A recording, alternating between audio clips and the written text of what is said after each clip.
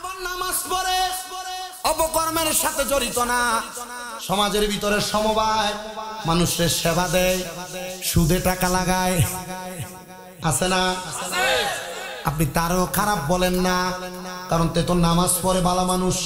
ও মুসলমান, নামাজ পড়লে শুধু ভালো মানুষ না, মনে রাখবা এই নামাজ পড়া অনেক মানুষ দুজকে যাবে। যারা দুনিয়াতে নামাজও পড়ে হারামও খায় তারা দুজকে যাবে।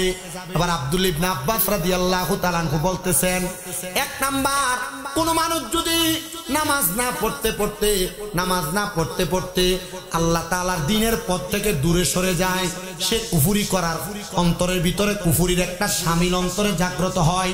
কেমন জাগ্রত? ওই বান্দা তখন গুনাহ করতে কোনো দ্বিধাবোধ করে না। সোশ্যাল মিডিয়া, মোবাইলের মাধ্যমে স্বাভাবিকভাবে আপনি বিভিন্ন গুনার সাথে জড়িত হন। নাঙ্গলকোট বাজারে গেলে বেরিয়েত কম দেখা যায় না বেশি? রাস্তাঘাটে চলতে গেলে বেপরদানারি কম দেখা যায় না বেশি? রাস্তা দিয়ে চলার পথে বইনের মতো মনে কইরা, মায়ের মতো মনে কইরা মহিলাদের সঙ্গে কথা বলা, অপসম্পর্ক তৈরি করা, এই সম্পর্কগুলা বর্তমান জামানায় কম না বেশি? ও মুসলমান, এটা কুফরের শামিল। বলে হুজুর কেন কুফরের শামিল জানতে চাই? আমি আপনাদেরকে সহজভাবে বোঝানোর চেষ্টা করছি। এটার কারণ হইল মানুষ গুনাহকে গুনাহ মনে করে না। বলে হুজুর কেন? মানুষ গুনাহকে যদি গুনাহ মনে করত, নামাজ পড়তো। গুনাহকে যদি গুনাহ মনে করত, নিজের পরিচিত ছাড়া, গায়রে মাহরাম ছাড়া অন্য কোন নারীর সাথে কথা বলতো না। কিন্তু আমরা সমাজ এমন পচা সমাজ হয়ে গেছে, মানুষ মনে করে একজনের সাথে আমি কথা বলতেছি তিনি আমার মায়ের মতো। আর ইসলামে মায়ের মতো বলতে কোনো শব্দ নাই। 14 জন নারী ছাড়া অন্য কোন নারীর সঙ্গে কথা বলা, দেখা করা, কোনোভাবে তার সঙ্গে সম্পৃক্ত হওয়া হারাম। এটা আল্লাহর নবী রহমাতুল লিল আলামিন নবীর ঘোষণা। মুসলমান, কিন্তু তুমি যে তোমার ভাইয়ের স্ত্রীর সঙ্গে কথা বলো, তোমার অন্তরের মধ্যে একটু মায়া লাগে না? কি সুন্দর কথা! আমার ভাবি কি হইব? বইনের মতো, ভাবি মায়ের মতো কথা বললে কোনো সমস্যা নাই। কিন্তু এটা যে মারাত্মক কবিরা গুনাহ, সে এটাকে কবিরা গুনাহ মনে করতেছে না। বলে যে কারণ কি? বলে বড় ভাইয়ের বউ ছোট ভাইরে ভাত বাইরা দেয়, ভাইয়ের মতো কি হইব? আল্লাহর নবী হাদিসে মুবারাকার মধ্যে বলে, এ ভাবিটা, দেবর ভাবি, এ দুইজনের সম্পর্ক কেমন হবে? নবী আমার বলে, এই দেবর হলো একজন ভাবির জন্য মৃত্যু সমতুল্য। 2 নাম্বার, এই দেবর হলো ভাবির জন্য কাল সাপের মতো। নবী গো কেন?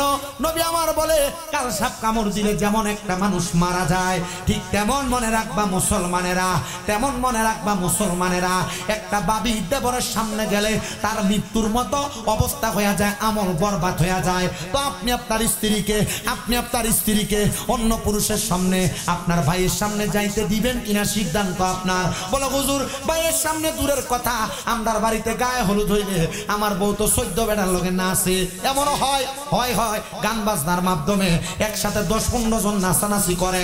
আমরা সমাজ এমন বিশ্রী সমাজ, এই সমাজের মানুষ এমন কালচার সমাজে তৈরি করেছে, বিয়া হইলে দেখছিল বাইর হয়, বিয়া হইলে কলসি নিয়ে বাইর হয় পানি তুলবার জন্য, এমন অপকর্ম করে বেড়ায়। আল্লাহর কসম, এগুলা করার কারণে আপনার মা, আপনার বোন, আপনি কবিরা গুনাহ শামিল হইতেছেন। কিন্তু আপনি এটাকে গুনাহ মনে করতেছেন না। এটা আপনার জন্য যে জাহান্নামী হওয়ার কারণ হবে, এটা আপনি একবারও চিন্তা করতেছেন না।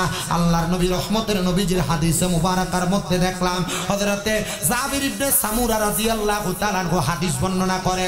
তিনি বলে, নবীজির জবান মুবারকের মধ্যে বলতে শুনলাম, একজন নারীর কারণে 4 প্রকার পুরুষ মানুষকে দুজকে যাইতে আমি নবী দেখেছি। ইয়া রাসূলুল্লাহ, কোন পুরুষ মানুষকে দেখেছেন? এই হাদিস থেকে আপনি মিলাইবেন, আপনি জান্নাতে যাবেন না জাহান্নামে যাবেন? অসুবিধা হবে আপনাদের? এই হাদিস থেকে মিলাইবেন। নবী বলেন, 1 নাম্বার, কোন বাবা তার মেয়ের কারণে দুজকে যাবে।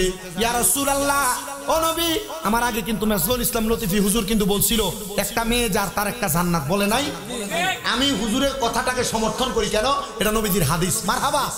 কিন্তু নবীজি আরেকটা হাদিসও বলেছেন। নবীজি বলেছেন, 1 নাম্বার, একটা বাবা তার মেয়ের কারণে দুজকে যাবে। ও মুসলমানেরা, আপনি নামাজ পড়েন, কথা সত্য, কিন্তু আপনার মেয়ে বেপরদা, আপনার মেয়ে চুল ছেড়ে রাস্তায় ঘুরে, আপনার মেয়ে বেপরদা ভাবে চলাফেরা করে, আল্লাহর কসম নামাজ কবুল হবে কিনা এটার গ্যারান্টি কেউ দিতে পারবে না। কেন? এটার মূল কারণ হচ্ছে আপনি আপনার ঘর ঠিক করেন নাই। আপনার মেয়ে বেপরদা চলে। এবার নবী বলেন কোন বাবা যদি একটা মেয়ে জন্ম দেওয়ার পরে ওই বাবা মেয়েটাকে পর্দা না করায় তাহলে ওই বাবা ওই মেয়ের কারণে দোজখে যাবে। ইয়া রাসূলুল্লাহ, কেন গো নবী? নবী আমার বলে আমি নবী মেয়েদেরকে দিয়া জান্নাত বানাইবো, মেয়েদেরকে দিয়া আবার জাহান্নামী বানাইবো। নবী গো কেমনে? নবী আমার বলে একটা মেয়েকে যদি সুশীলভাবে কোনো বাবা বড় করে তাহলে ওই বাবাটা মেয়েটার কারণে জান্নাতে যাবে। কিন্তু কোনো বাবা যদি তার মেয়েটাকে বেপরদাভাবে চালায়, বেপরদাভাবে ঘুরায়, মনে রাখবা এর দায়ুস হওয়ার কারণে একটা মেয়ে 40 জন পুরুষের সামনে গেলে দায়ুসে রূপান্তরিত হয়ে যায়। আর ওই দায়ুস মহিলা কোনোদিন জান্নাতে যাবে না, এবং যার কারণে সে দায়ুস হয়েছে তাকেও জান্নাতে যাইতে দিবে না। মুসলমান মনোযোগ দেন। তাইলে আপনারা যারা মেয়ে জন্ম দিছেন, আপনি আপনার মেয়েটাকে পর্দা করাইবেন, মেয়েটাকে সুশীলভাবে রাখবেন, পরপুরুষের সামনে যাইতে দিবেন না। 2 নাম্বার, একটা ভাই তার বোনের কারণে দোজখে যাবে। আপনি আপনার বোনকে নিয়ে মোটরসাইকেলের পেছনে করে কত সুন্দর ঘুরতেছেন, আপনি মনে করতেছেন আমার বোন কি হবে। আবার অনেক মহিলারা মেয়েরে সুন্দর করে সাজায়া পাশের বাড়ির গায়ে হলুদে হলুদ দিতে পাঠায়। কেন? এবার থেকে এবার গেলে পছন্দ করবো, বিয়ে হইব তাড়াতাড়ি। কথা কন না কেন? ঠিক না?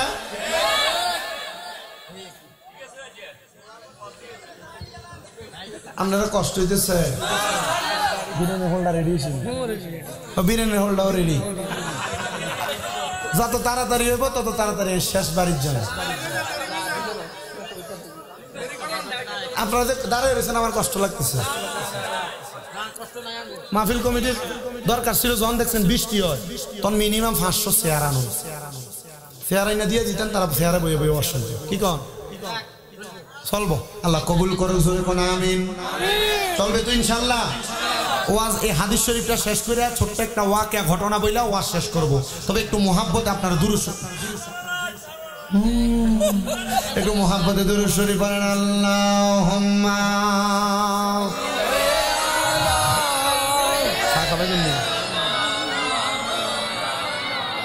মুহাম্মাদ ওয়া আলা আলি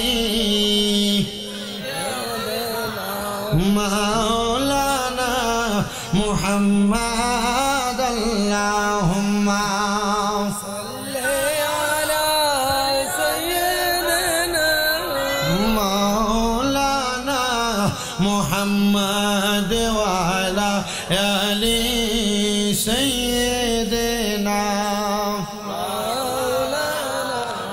বলেন সাবধানে থাকিও নারী পর্দার আড়ালে, বলেন সাবধানে থাকিও নারী পর্দার আড়ালে। ওরে হাদিসে হারাম লেখে অন্য দেখিলে, ওরে হাদিসে হারাম লেখে অন্য দেখিলে, সাবধানে থাকিও নারী পর্দার আড়ালে, বলেন সাবধানে থাকিও নারী পর্দার আড়ালে। ওরে আজকালকার নারী গণে তারা স্বামী। ফকির উত্তর দেখো, যেমন টিয়া তেমন দোয়া, যেমন টিয়া তেমন দোয়া। কারণ আপনার লগে ভাঙ্গা টিনের ঘর, এবারে হাসতে দিছে, বেড়ার লাগে লাখটির দোয়া করছি। আপনার ভাসতলা আপনি দিয়েছেন হাসতে, আমি আপনার লাগে হাসটির দোয়া করছি। আপনারা যারা এনে আছেন আওয়াজ যেমনি দিবেন, ঠিক যেমন আওয়াজ হইব তেমন ওয়াজ হইব। মোহাব্বতে ওই যে যেমন টিয়া যেমন দোয়া, এমন যেমন আওয়াজ তেমন দোয়া। মোহাব্বতে কোন সাবধানে থাক, এনে যেভাবে কইতেছেন সাবধানে থাকো না রিপোর্ট দাঁড়ালে বাজ্যিয়া যেন এই বউরে কথাটা বুঝাই কইয়েন, বাজ্যিয়া নিজের জিয়ের এই কথাটা বুঝাই কইয়েন, বাজ্যিয়া নিজের মাইয়ার এই কথাটা বুঝাই কইয়েন, নিজের ছেলের বউরে এটা বুঝাই কইয়েন, নিজের বোনের এটা বুঝাই কইয়েন। তাহলে যখন তারা ফর্দা করবো তারা আপনার জান্নাতে যাওয়ার কারণ হইব। কথা কোন ঠিক কিনা? আপনার সাথে নামাজ পড়বেন, কোয়াল কালা বানাইবেন, নিজের বউ বেফর্দা মার্কেটে মার্কেটে ঘুরে নিজে থাকবে না কইরা বউ হইব বাদাইয়া, আল্লাহর কসমে বউ আপনার জাহান্নামে যাওয়ার কারণ হবে। কথা বলেন ঠিক কিনা? মুহাব্বতে কোন সাবধানে থাকলে, বলেন সাবধানে থাক। ওরে আজকালকার নারী গণে তারা স্বামীদেরকে ঘরে রেখে, আরে মার্কেটেতে যাই গো তারা, কফি হাউসে যাই গো তারা, দাইউসের বেশে। সাবধানে থাক, বলেন সাবধানে থাক। ও মুসলমানেরা গভীর মনোযোগ দিয়ে শুনবা, নাইলে কোন ভাই আপনার বোনকে মোটরসাইকেলের পেছনে নিয়ে ঘুরাতে সাবধান, আপনার বোনকে বেপরদা ছাড়তে সাবধান, আপনার স্ত্রীকে বেপরদা ছাড়তে সাবধান। যদি আপনি আপনার বোনকে দায়িত্ব নিয়ে পর্দা না করান, তাহলে আপনার বোনের কারণে আপনি ভাইয়ে দুজকে যাবেন। এবার নবী আমার বলে, দুনিয়ার জমিনের মধ্যে এবার কারা দুজকে যাবে? একটা মহিলার কারণে। নবী বলে, একটা স্বামী তার স্ত্রীর কারণে দুজকে যাবে। ইয়া রাসূলুল্লাহ, কেন? আপনারা যারা আপনাদের বউদেরকে বেপরদা ছাইরা দেন, নবী কয় ও বউয়ের কারণে তার স্বামী দুজকে যাবে। নবী কয় কেন কেন? নবী কয় স্ত্রীটাকে বিবাহ করার পর তোমার দায়িত্ব ছিল তোমার স্ত্রীটাকে পর্দা করানো, কিন্তু তুমি এটা করো নাই। তোমার স্ত্রী বেপরদা ভাবে ঘুরে বেড়াইছে, তুমি যদি ওই স্ত্রীকে পর্দা না করাও, তাহলে ওই স্ত্রী দায়ুসে রূপান্তরিত হবে। তখন তোমার স্ত্রীর কারণে তুমি জাহান্নামের মধ্যে পতিত হইবা। নবী কয় এখানে আমরা যারা আছি, আমরা কোনো না কোনো মায়ের সন্তান। এই সন্তানেরা একটা সন্তান তার মায়ের কারণে দুজকে যাবে। নবী গো কেমনে? নবী আমার কয়, কোন সন্তান যদি দায়িত্ব নিয়া তার মারে পর্দা না করায়, অনেকে মনে করে আমার মা বুড়া হয়ে গেছে, কেন পর্দা করবে? না রে না, ও মুসলমান, এই পর্দাটা এমন একটা নিয়ামত আল্লাহ তাআলা কোরআনুল কারীমে ঘোষণা করে, ওয়া করনা ফি বুয়ুতিকুন্না ওয়ালা তাবাররাজনা তাবাররুজাল জাহিলিয়াতিল উলা। আল্লাহ কয় বান্দারা, তোমরা তোমাদের নারীদেরকে জাহিলিয়া যুগের নারীদের মতো বের হতে দিবা না। আরে বেপরদা ঘুরার কারণে মাইয়াদেরকে রাস্তার মধ্যে ইফটিজিং করা হয়, বেপরদা চলার কারণে মহিলাদের দিকে বাজে নজরে তাকানো হয়। দেখবেন তাকায়া মাদ্রাসার কোনো মাইয়া যদি হাত মোজা পা মোজা লাগায়া একটা নেকাব লাগায়া বোরকা লাগায়া রাস্তা দিয়া চলে, এটার প্রতি মানুষের কুনজর পড়ে না, কারণ তার চোখ দেখা যায় না, চেহারা দেখা যায় না। আর কুনজর ওইটার প্রতি পড়ে যেইটা চুলগুলা ছাইরা দিয়া এলোমেলো কেসে রাস্তা দিয়া হাঁটে, দেখলে কই দেখলে যায় রে। কথা কন্যা ঠিক কিনা? আপনি যেমন ভাবে চালাইতেছেন মনে রাখবেন, কামারটা দিনও তুদান, যেমন কর্ম তেমন ফল। আপনি আপনার মেয়েটাকে ছাড়লেন বেপরদা, রাস্তার ভিতরে ছেলে আপনার মেয়ের ইফটিজিং করছে, ছেলের বিচার করার আগে মেয়েরে পর্দা করান। আপনি আপনার মেয়েটাকে, আপনার স্ত্রীটাকে, আপনার বোনটাকে, আপনার মাটাকে আপনি এমন ভাবে পর্দায় ঢুকান, দেখবেন আপনি এটার কারণে কত শান্তি ভোগ করেন। কিন্তু আপনি এটা তো করেন না, আপনার কাছে বেপরদা চললে মনে হয় ভালো লাগে। মনে রাখবেন, খোলা খাবার সবাই পছন্দ করে না। খোলা ফাইন যদিও এলোমেলো চুল আলাদারে রাস্তায় দেখলে সুন্দর মনে করে, বিয়ে করার সময় কিন্তু বালাডারে ছাইয়ে বিয়ে করে। এ কথা কন্যা ঠিক কিনা? ও মুসলমান, ও নবীর উম্মতের দলেরা, এই জন্য আপনি পর্দার ব্যাপারে একটু সচেতন হওয়া লাগবে। আপনি আপনার মা, আপনার বোন, আপনার স্ত্রী, আপনার বউ, এগুলাকে আপনি ভালো করে পর্দা করানোর চিন্তা করবেন। নবী আমার কয়, শুনো মুসলমান, আমি নবী যখন মেরাজের মধ্যে গমন করেছিলাম, মেরাজে গমন করার পর আল্লাহ তাআলার দুইটা নিদর্শন আমি নবীরে দেখাইছেন। একটা হলো জান্নাত, আর একটা হলো জাহান্নাম। আমি নবী জান্নাত যখন দেখলাম, আমি নবী মুস্কি মুস্কি হাসলাম। আমার আল্লাহ তাআলা আমি নবীরে ঘোষণা করেছি, আর রাসূলুল্লাহ, এই জান্নাতটা আপনার উম্মতের জন্য বানানো হয়েছে। আমার নবী বলে, আল্লাহ আপনার আরো অনেক নিদর্শন আমরা দেখতে চাই। আমার আল্লাহ কয়, বন্ধু এবার আপনাকে দেখানো হবে। নবী বলে, অনেক দূরে ছিলাম, আমি তাকে দেখলাম একটা আগুনের জিহ্বা আমি নবী চোখ মোবারকের মধ্যে পড়তেছে। আমি জিজ্ঞাসা করলাম, এটার পরিচয় কি? বলা হয়েছে হুমা নারুকা, এটা হলো জাহান্নাম, এটা হলো জাহান্নাম, এটা হলো জাহান্নাম। আল্লাহর হাবিব বলে, এই জাহান্নামের আগুনের এত উত্তাপ দেখা যায়, এত গরম হাত এদিকে লাগতেছে, গরম হাওয়া লাগতেছে, কারণ কি? বলে কারণ হইল একটা, এই জাহান্নামের আগুনের মধ্যে তাদেরকে রাখা হবে। তারা কারা? বলছিলাম মুশরিকিনা, সরি বলছিলাম ইন্নাল্লাযীনা কাফারু মিন আহলিল কিতাবি ওয়াল মুশরিকিনা ফি নারি জাহান্নামা খালিদিনা ফিহা। ওই জাহান্নামের মধ্যে তারা থাকবে যারা কুফরি করে, যারা আহলে কিতাব, যারা মুশরিক শিরিক করে, আল্লাহ তারা কাউরে সেজদা দেয়, আল্লাহ তারা কারোর কাছে চায়, তারা ওই জাহান্নামে থাকবে। কয়দিন থাকবে? আল্লাহ কয় খালিদিনা ফিহা, ওই জাহান্নামের মধ্যে চিরস্থায়ী বাসিন্দা হয়ে থাকবে, বের হইতে পারবে না। আল্লাহ গো তারা কারা? আল্লাহ কয় উলাইকা হুম শাররুল বারিয়া, তারা হইল দুনিয়ার সবচাইতে নিকৃষ্ট মানুষ। আর নিকৃষ্ট কারা?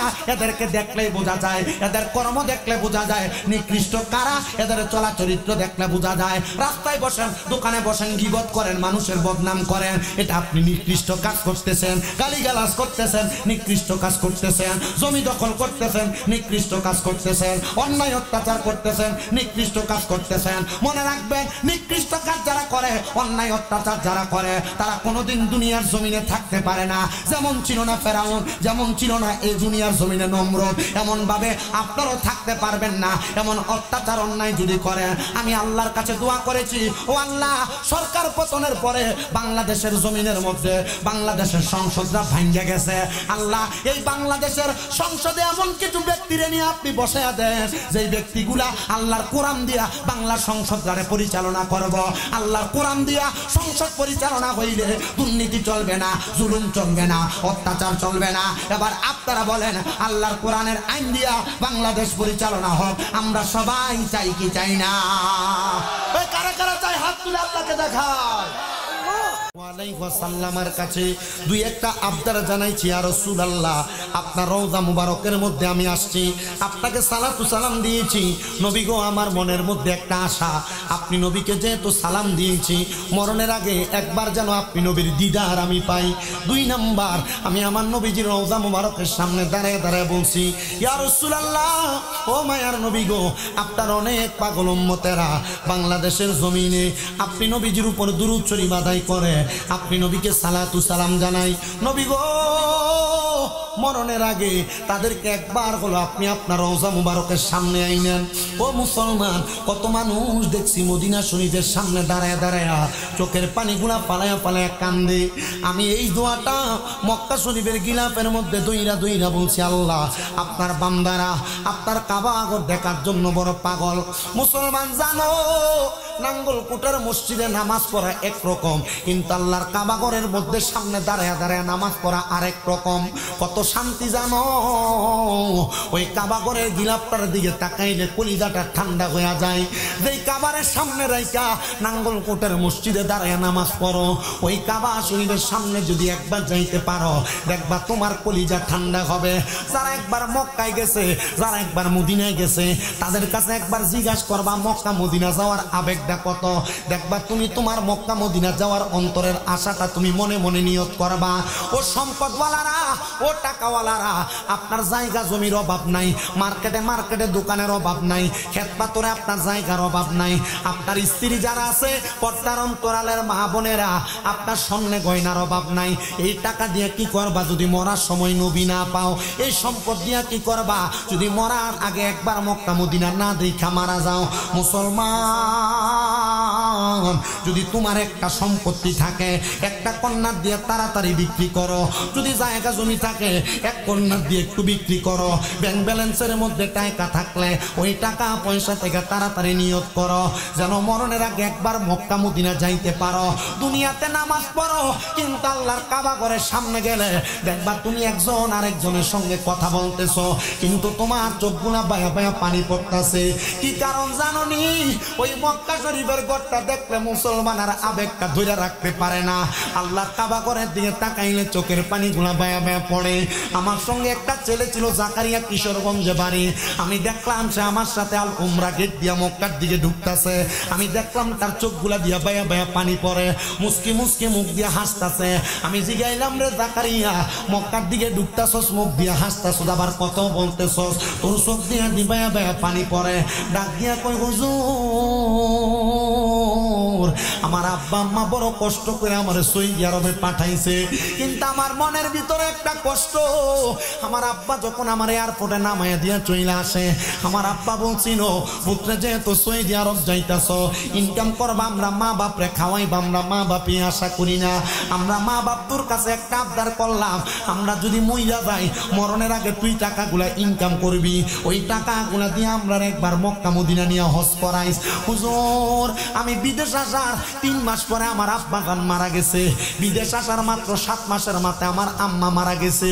আমার ব্যাংকে টাকার অভাব নাই, আমার ব্যাংকে পয়সার অভাব নাই, কিন্তু হুজুর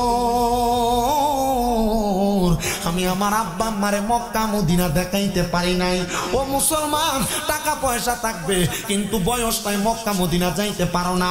অনেক মানুষ দেখছি সম্পদ আছে কিন্তু মক্কায় যাবে তার এমন বয়স নাই, আরাফায় দেয়া হাঁটবে এমন বয়স নাই। আমি বলবো যুবক ভাইরা, কক্সবাজার ট্যুর দেওয়ার জন্য 10-15 হাজার টাকা তুমি বাজেট করো না রে যুবক, দে তোর পাও আমার সামনে দে, আমি আমার দিব্যা দিয়ে তোর পাওটা পরিষ্কার করে দিব। তবু আদা করবি এই কক্সবাজার ট্যুর বলো আর অন্য কোনো জায়গা বলো, এই জায়গাগুলোর মধ্যে তোমরা না ঘুইরা মনে মনে আলাদা করো। মাসে যেই টাকা কামাই করে বেতন পাও এখান থেকে প্রতি মাসে 1000-2000 করে আলাদা করে রাখো।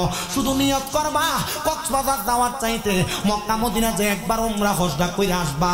ওই মক্কার সামনে গেলে দেখবা তোমার অন্তরটা ঠান্ডা হয়ে যায়। শুধু মক্কা না রে, মক্কা না, মদিনা শরীফটা যখন জিয়ারত করবা, মদিনা শরীফের আশেপাশে অনেক সুন্দর জায়গা আছে। মসজিদে গামামা নামক একটা জায়গা আছে যেখানে গেলে কলিজা ঠান্ডা হয়। আবু বকর সিদ্দিকের নামে মসজিদ আছে, ওমর রাদিয়াল্লাহু তাআলা আনহুর নামে মসজিদ আছে, ওসমান রাদিয়াল্লাহু তাআলা আনহুর নামে মসজিদ আছে, বুখারী ইমাম বুখারীর নামে মসজিদ আছে। ওই মদিনা শরীফের পাশে আরেকটা মসজিদ আছে, যেই মসজিদের নাম হলো কুবা মসজিদ। ওই মসজিদের মধ্যে 2 রাকাত নামাজ পড়লে একটা উমরা হজের সওয়াব হয়। নিয়ত করো, নিয়ত করো, আল্লাহ যেন মরার আগে একবার মক্কা মদিনা নেয়, আল্লাহ যেন মক্কা মদিনা নেয়, আল্লাহ যেন মক্কা মদিনা নেয়। এবার আপনারা বলেন আমরা ওই মক্কা মদিনা যাইতে চাই কি চাই না? যারা যারা যাইতে চাই তো মুহাব্বতের আওয়াজে পড়েন, ওরে দয়াল আল্লাহ দয়া করেন, দয়াল আল্লাহ দয়া করেন, নসিব করেন মদিনা। লা ইলাহা ইল্লাল্লাহ, লা ইলাহা ইল্লাল্লাহ মুহাম্মাদুর রাসূলুল্লাহ সাল্লাল্লাহু আলাইহি ওয়াসাল্লাম। আমার নগরী পাড়ার বাবারা,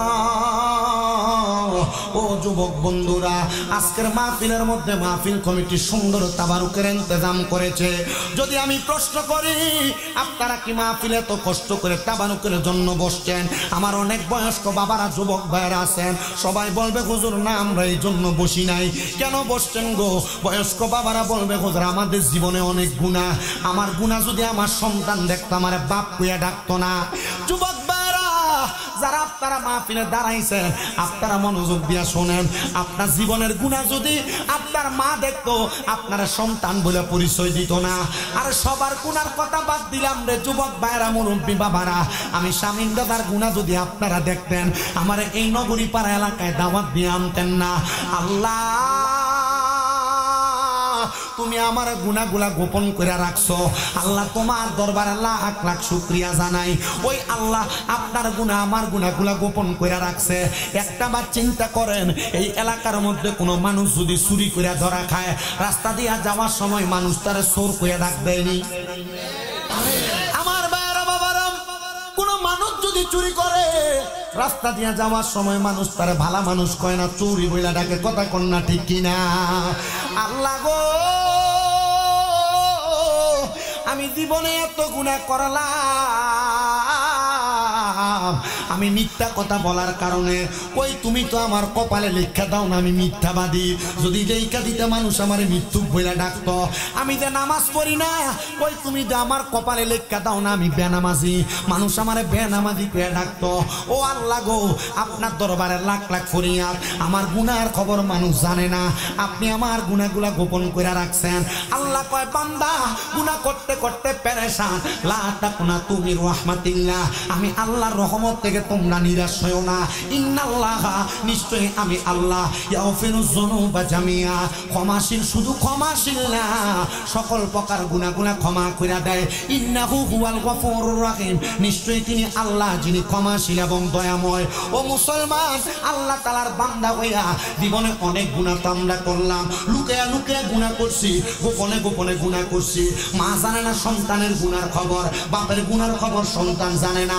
এত গুনাহ গুনাহ যে করলাম আল্লাহ আমরার গুনাহটি কি মাফ করতেন না? আমার আল্লাহ তাআলা জানায় দেয় জগতের বান্দার দলেরা, ফাযকুরুনি আযকুরুকুম। এই আয়াতে কারিমার এতটুকুর মধ্যে অত্যন্ত সুন্দর তাফসীর করতেছেন আল্লামা জালালউদ্দিন সুয়ুতী রহমাতুল্লাহ আলাইহি, আল্লামা জালালউদ্দিন মুহল্লী রহমাতুল্লাহ আলাইহি, হযরতে আহমদ ইয়ার খান নঈমী রহমাতুল্লাহ আলাইহি, তিনজন একইভাবে বলতেছে যখন আল্লাহর কোনো বান্দা আমার আল্লাহরে স্মরণ করে আমার আল্লাহ ওই বান্দারে স্মরণ করে। এবার আমরা বলেন আল্লাহরে যখন স্মরণ করি আল্লাহ বলে ডাক দেই, কথা বল, ডাক দেই না? মোহাব্বতে কন্যা ডাক দেই কিনা? আল্লাহরে আমরা আল্লাহ কয়ে ডাক দেই। হুজুর তাহলে আমার আল্লাহরে আমরা স্মরণ করলে আল্লাহ যে আমরারে স্মরণ করে, আল্লাহ কি আমরারে বান্দা কয়ে স্মরণ করে? কয় না রে বান্দা, আল্লাহ তোমারে বান্দা বলে স্মরণ করে না। আল্লাহর বান্দা যখন কোনো বিপদে পইরা আমার আল্লাহরে আল্লাহ বলে স্মরণ করে, আল্লাহ কয় বান্দা তোমার বিপদ থেকে উদ্ধার করে আমি তোমার স্মরণ করি। অভাবে পড়ে স্মরণ করলে আমি তোমার অভাব দূর করে স্মরণ করি। এ বান্দা কঠিন রোগ হওয়ার পরে যখন তুমি আমার স্মরণ করো আমি আল্লাহ তোমার রোগ মুক্তি দিয়া তোমার স্মরণ করি। ও মুসলমান আসেন না আমাদের জীবনের গুনাহগুলা মাফ করানোর জন্য মুহাব্বতের আওয়াজে আমরা ওই আল্লাহ তাআলার একটু ইসমে জাতের জিকিরের মাধ্যমে স্মরণ করি। একটা জবান বন্ধ নাই, মুহাব্বতের আওয়াজে আমার আল্লাহরে ডাকেন। একটু বন্ধ, একটু মুহাব্বতের আওয়াজে আল্লাহকে ডাক দেন, করেন আল্লাহ আল্লাহ আল্লাহ আল্লাহ আল্লাহ আল্লাহ আল্লাহ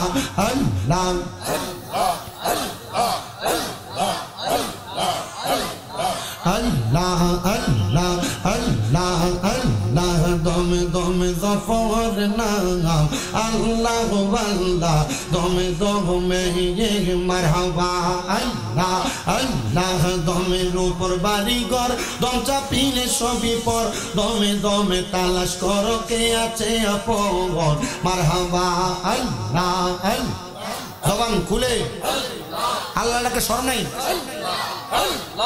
আল্লাহ আল্লাহ আসিলে তুফান ভাঙবে না ঘরের বান, আসিলে তুফান ভাঙবে না ঘরের বান, মন পাখি উইরা যাবে নিজম জঙ্গলায় দমে দমে মারহাবা আল্লাহ আল্লাহ দমে দমে জপর নাম আল্লাহ আল্লাহ দমে দমে মারহাবা আল্লাহ আল্লাহ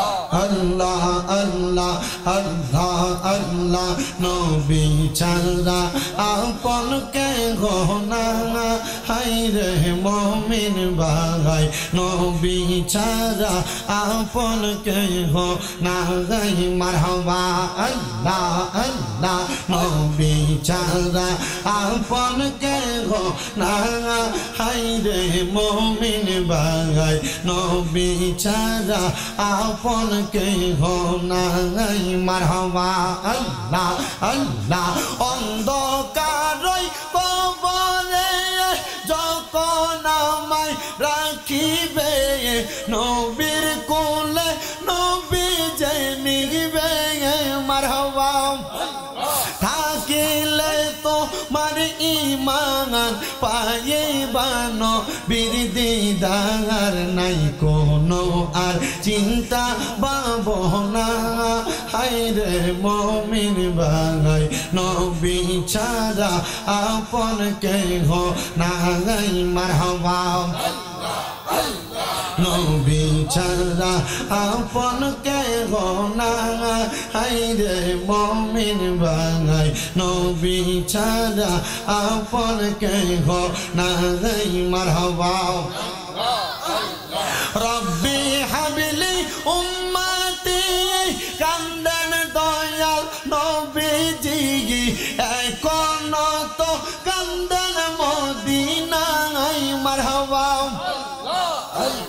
সেই দয়াল নবীজি পার করিবেন উম্মতি, নবী ছাড়া চিন্তা ভাবনা না হায় রে মুমিন ভাই, নবী ছাড়াই আমরার বান্ধব কেহ নাই মারহাবা আল্লাহ আল্লাহ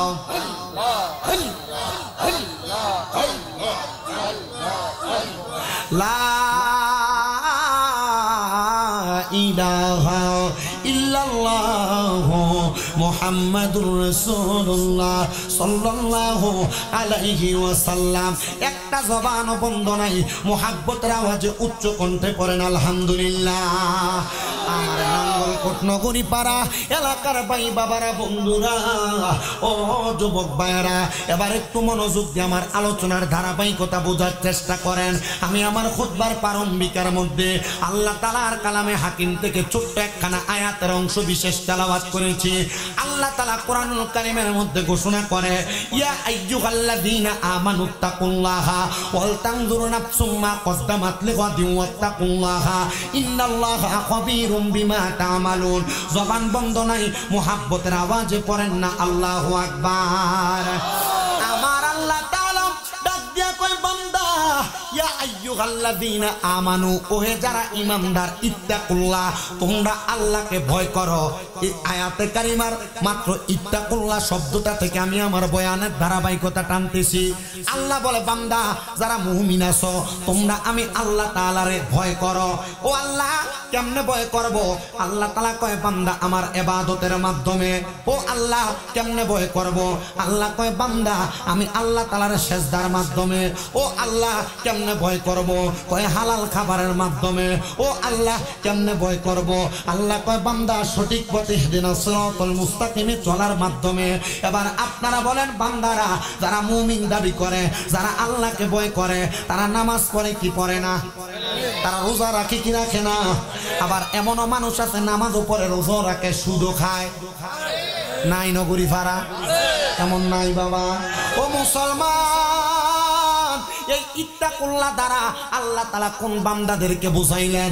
আল্লাহ তাআলার ওই বান্দাদেরকে বুঝাইছেন যারা দুনিয়াতে আল্লাহকে সবচাইতে বেশি ভয় করে, যারা দুনিয়াতে আল্লাহরে ভয় করে আল্লাহর সিজদা দেয়। কিন্তু আমরা সমাজ এমন বিনষ্ট হয়ে গেছে, আমরা সমাজ এমন ভাবে ক্ষতিগ্রস্ত হয়ে গেছে, মানুষ বুঝতে পারে না। ও বান্দার দলেরা, কেন তুমি দুনিয়ার জমিনের মধ্যে বুঝতে পারো না?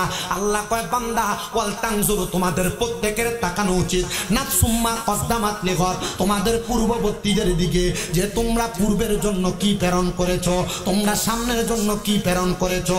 আল্লাহ গো, আমরা সামনের জন্য কি প্রেরণ করছি আমরা তো বলতে পারবো না। আপনি বলছেন নামাজ পড়ার জন্য আমরা পড়ি, আপনি বলছেন ইবাদতের জন্য আমরা করি, আপনি বললেন হারাম না খাওয়ার জন্য আমরা খাই না, আপনি বললেন সহজ সরল পথে চলার জন্য আমরা চলি। ও আল্লাহ, তাহলে কোন ব্যক্তিদের কথা আপনি ইঙ্গিত ইশারা দিয়া বোঝান? আল্লাহ কয়, বান্দা শোনো, এবার কাদের কথা বুঝাইতেছি। আল্লাহ তাআলার কোরআনুল কারীমে সূরা বাইয়িনার মধ্যে আল্লাহ ঘোষণা করে, ইন্নাল্লাযীনা কাফারু মিন আহলিল কিতাবি ওয়াল মুশরিকিনা ফি নারি জাহান্নামা খালিদিনা ফিহা উলাইকা হুম শাররুল বারিয়া। আল্লাহ কয়, বান্দা নিশ্চয় যারা কুফরি করে, বলেন কি করে? কি করে? কুফরি কেমনে করে? কেমনে করে? এবার আসে, এই কুফরি কিভাবে করে? অল্প কিছুক্ষণ সময় কষ্ট করে বসবেন। আমি জানি কষ্ট হইতাছে, অনেকে কোরামুরি করতেছে যে বমু না বমু না। আমার একটা বিশ্বাস, যদি বৃষ্টিটা না হইতো এই ফ্যান্ডেলে থাক হইতো। এটা আমার একটা বিশ্বাস আর কি, যে আপনারা যেভাবে আছেন, যদি বৃষ্টিটা না হইতো এই ফ্যান্ডেলে জায়গা হইতো না। তবে আলহামদুলিল্লাহ যারা আপনারা আসছেন, আল্লাহ তাআলা আমাদের সবাইকে কবুল করুক, জোরে কোনা আমিন। তাহলে কুফরি কেমনে করে একটু মনোযোগ দিয়ে শোনেন। হযরতে আব্দুল্লাহ ইবনে আব্বাস রাদিয়াল্লাহু তাআলা আনহু হাদিস বর্ণনা করে যে আব্দুল্লাহ ইবনে আব্বাস রাদিয়াল্লাহু তাআলা আনহু মক্কা শরীফের পাশে তায়েফ নামক একটা এলাকা, ওই জায়গার মধ্যে অবস্থান ওনার মাজার এবং মাকবারা, যেখানে ওনার নামে বাবে আব্দুল্লাহ ইবনে আব্বাস একটা গেট আছে, এটার পাশে ওনার মাকবারা, এটার পাশে বড় একটা মসজিদ ওনার নামে। হযরত আব্দুল্লাহ ইবনে আব্বাস রাদিয়াল্লাহু তাআলা আনহুর নামের মসজিদের মধ্যে উলামায়ে কেরাম ইলম চর্চা করে, জ্ঞান চর্চা করে। ওই তায়েফ এলাকার মধ্যে আমার নবী মাত্র 10 দিন অবস্থান করেছিলেন। তায়েফের ছেলেরা আমার নবীরে বড় আঘাত করেছে, নবীরে বড় কষ্ট দিয়েছে, কিন্তু আমার নবী বলে, আমি নবী 10 দিন অবস্থান করার পরে ওই উঁচা জায়গা তায়েফবাসীর জন্য আমি নবী দোয়া করে দিয়ে আসছি। আল্লাহ তাআলা ওই তায়েফ এলাকার মধ্যে অসংখ্য বরকত দান করেছে। ওই তায়েফ অবস্থান করা আব্দুল্লাহ ইবনে আব্বাস আব্বাস রাদিয়াল্লাহু তাআলা আনহু কুফরির সংজ্ঞা দিতেছে, কুফরি কাকে বলে তা মানুষকে বোঝায় দিতেছে। আব্দুল্লাহ ইবনে আব্বাস বলেন, আমার নবীজির জবান মোবারক থেকে শোনা, যেই ব্যক্তি আল্লাহ তাআলার আদেশগুলোকে মাইনা চলে না, আল্লাহ তাআলার নিষেধগুলোকে অমান্য করে, সেই ব্যক্তি কুফরি করে। সহজভাবে বোঝায় এই কুফরির সামান্য ছোট্ট একটা সংজ্ঞা, কিন্তু উলামায়ে কেরাম এই কুফরির আরো বড় বড় সংজ্ঞা দিয়েছেন। স্বাভাবিকভাবে আল্লাহর আদেশকে যারা অমান্য করে, আল্লাহর নিষেধকে যারা অমান্য করে, তারা কুফরি করে। আল্লাহ আদেশ করে বান্দা হারাম খায়ও না, বান্দা হারাম খায়। আল্লাহ আদেশ করে বান্দা নেশা করো না, বান্দা নেশা করে। আল্লাহ আদেশ করে বান্দা মিথ্যা কথা বলবা না, বান্দা মিথ্যা কথা বলে। আল্লাহ আদেশ করে বান্দা সালাত কায়েম করো, বান্দা সালাত কায়েম করে না। আল্লাহ আদেশ করে বান্দা সুন্দরভাবে চলাফেরা করো, এমন ভাবে চলবা যেন তোমার উপর আমি আল্লাহর রহমত বর্ষণ হয়, বান্দা করে না। এগুলা না কই না, বান্দা আল্লাহর আইনের বিরোধিতা করে, বান্দা আল্লাহর আইনের বিপক্ষে চলাফেরা করে, আল্লাহর আইনের বাহিরে চলাফেরা করে। মুসলমান, এখানে সবাই মুসলমান দাবি করে, কিন্তু এশারের নামাজ পড়ার মতো আমার মনে হয় না 50% লোক পাওয়া যাবে। কারণ বেশিরভাগ মাহফিল মানুষ কান সুখ করার জন্য যায়, হেদায়েতের জন্য যায় না। যে দেখতে পাই বক্তা কত সুন্দর কথা বলে, কত সুন্দর সুর দিয়ে কথা বলে, বক্তা দুই একটা গজল গায় কিনা। আমি বলবো এই উদ্দেশ্য যদি কেউ যদি ওয়াজ শুই না থাকো, তোমার এই ওয়াজ দিয়ে হেদায়েত পাইবা না। যদি মনে করো বক্তা কি বলে তার কথার উপর আমি আমল করব, তাহলে এই ওয়াজ দিয়ে হেদায়েত হবে। অন্যথা তেমন 10টা মাহফিল করে কোনো লাভ হবে না। এবার আসেন কুফরির মূল ধারাবাহিকতায় চলে যায়। আমরা সমাজে অনেক মানুষ মুসলমান দাবি করে, কিন্তু সে কোনোদিন চুরি করে না, খারাপ কাজ করে না, বদ কাজ করে না, কিন্তু নামাজও পড়ে